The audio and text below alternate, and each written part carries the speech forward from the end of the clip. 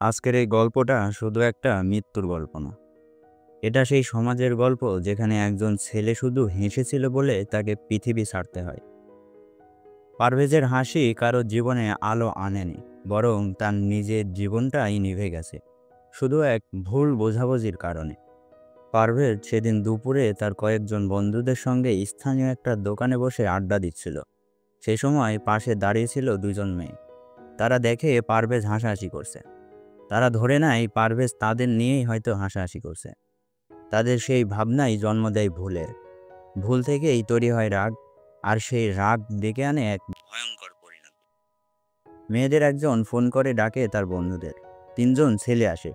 একজন আল কামাল শেখ, আলভি হোসেন, জুনাইদ ও আলামিন সানে। পারভেজ কিছু না করেও মেয়েদের কাছে ক্ষমা চাই, তবুও যেন মেয়েরা খুশি হচ্ছিল না। তাদের খুশির জন্য তারা পারভেজের ওপর আক্রমণ করে। পারভেজ তখন জানতো না সে কি অপরাধ করেছে, তবে ততক্ষণে অনেক দেরি হয়ে গেছে। একটা আঘাত তার বুকে লাগে, সঙ্গে সঙ্গে সে মাটিতে লুটিয়ে পড়ে। পারভেজের বলা শেষ কথা ছিল, আমি কাউকে কিছুই বলি নাই, আমি শুধু হাসছিলাম।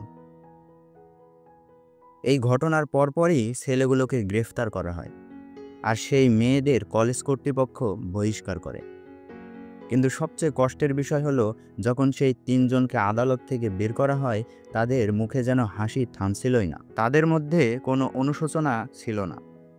তারা যেন বুঝে উঠতেই পারেনি কি অপরাধ they have done।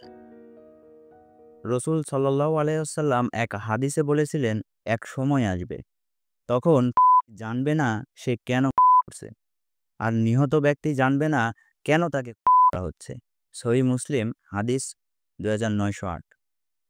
পারভেজ যেন এই হাদিসটিরই প্রতিচ্ছবি।